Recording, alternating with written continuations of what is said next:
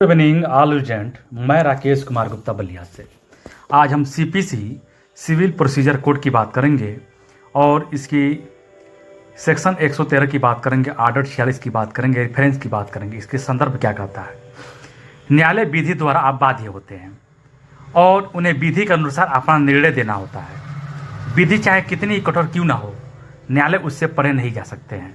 लेकिन हाँ, यदि किसी मामले में विधि की वैधानिकता के बारे में, चाहे वो प्रथागत हो, विधि हो अथवा नियम, अधिनियम या अध्यादेश आदि के रूप में अन्य कोई विधि, कोई प्रश्न अथवा कोई संदेह उत्पन्न हो जाए, तो वाद के अंतिम निपटारे के पहले उसका समाधान आवश्यक हो जाता है।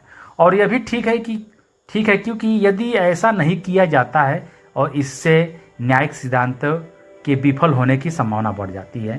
सेक्शन 113 की बात करते हैं, न्यायालय को निर्देश की बात करते हैं। उन शर्तों और परिसीमाओं के अधीन रहते हुए जो विहित की जाए, कोई भी न्यायालय मामले का कथन करके उसे उच्च न्यायालय की राय के निर्देश कर सकेगा और उच्च न्यायालय पर ऐसा कर सकेगा कि वो ठीक समझे।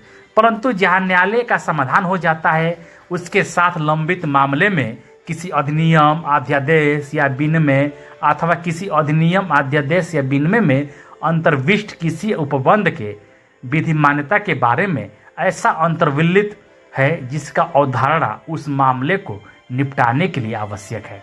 और उसकी यह भी राय है कि ऐसा अधिनियम, अध्यादेश, विनिमय या उपबंध विधिमान या अपरिवर्तनीय है, किंतु उस उच्च न्यायालय द्वारा जिसके वो न्यायालय अधीनस्थ है या उच्चतम न्यायालय द्वारा इस प्रकार घोषित नहीं किया गया है, वहाँ न्यायालय अपनी राय और उसके कारण को उपवर्णित करते हुए मामले का कथन करेगा और इसे उच्च न्यायालय की राय के लिए निर्देश करेगा। इसका स्पष्टीकरण कर दिया जाता है कि इस धारा में विनिमय से बंगाल, मुंबई और मद्रास संहिता का कोई विनिमय साधारण खंड अधिनियम 1897 या किसी राज्य के साधारण खंड अधिनियम में परिभाषित कोई भी विनिमय अभिप्रेत है।